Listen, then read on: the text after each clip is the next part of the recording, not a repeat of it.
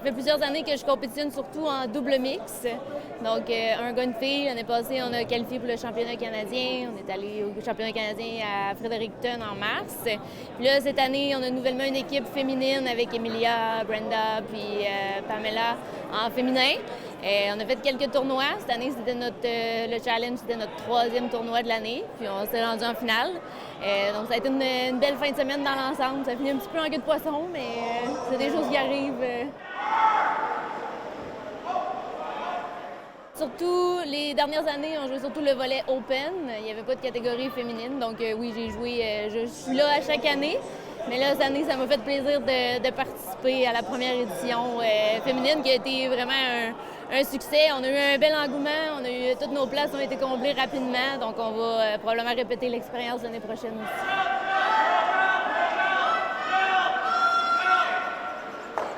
Le curling, c'est ça. Des fois, on a des très bonnes games, des fois, on a des moins bonnes games. Puis là, aujourd'hui, cet après-midi, c'était une moins bonne game un petit peu, mais l'équipe de Nathalie Gagnon a très bien joué, donc ils méritaient cette victoire-là. C'est équivoque, là. Il n'y avait pas de doute là-dessus. Je suis membre au club, je suis dans l'organisation du challenge aussi. C'est toute une affaire, c'est une grosse organisation. Il y a beaucoup de bénévoles qui sont impliqués. Là. Il y a beaucoup de choses qu'on ne voit pas en arrière de la scène qui se passent. Il y a des rencontres qui vont commencer pour la prochaine édition qui vont commencer sous peu. Donc toute l'année, ça se rencontre pour planifier ce gros événement-là. On le sait, c'est le plus gros tournoi au Québec. Là, si on fait abstraction des championnats provinciaux, c'est le plus gros tournoi qu'il y a au Québec. Puis là, en rajoutant une catégorie féminine, ça vient juste comme renchérir un peu la chose. On a 84 équipes, on a du monde qui reviennent à chaque année. Le calibre de jeu est le fun, puis l'ambiance est le fun aussi, parce que les gens apprécient venir ici. Dans la région, c'est une belle région, l'atmosphère est vraiment le fun. On voit que c'est convivial et tout ça, avec les soirées le vendredi, le samedi. Donc les gens participent, puis c'est le fun. Fait qu'on l'année prochaine, la 25e édition, on compte continuer puis essayer de remousser ça encore un petit peu, puis on espère que les gens vont participer encore, puis vont être encore des nôtres.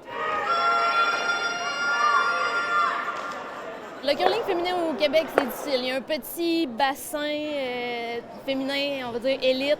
Il n'y a pas beaucoup d'équipes féminines qui jouent non plus. Donc, c'est pour ça qu'on essaie de jouer, on essaie de se monter des belles équipes. Comme moi, mes partners sont de Québec puis de Montréal. Donc, moi, je suis ici. Donc, c'est sûr que pour les pratiques et tout, c'est beaucoup de gestion. Mais c'est ça, c'est surtout en lien avec le fait que le bassin de curleuses féminines élites, il devient de plus en plus petit.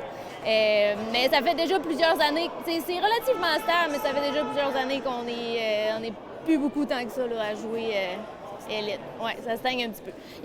On a de la relève, là. Il y avait l'équipe d'Anne-Sophie Gionnet qui était là aussi en finale de notre catégorie aujourd'hui. Donc, il y en a des jeunes, mais c'est ça, il n'y a pas des milliers d'équipes, admettons, là, pour assurer la relève. Moi, je vis ici. Je travaille chez Desjardins. Je suis en assurance salaire. Puis, c'est ça. Avec la pandémie, tout ça, on a eu la chance de faire du télétravail puis de pouvoir revenir s'installer dans la région. Donc, moi et mon conjoint, on est encore ici. On est les deux. J'ai le même employeur, mais on a la chance d'être en télétravail puis de pouvoir revenir dans la région puis de continuer d'être avec notre monde ici.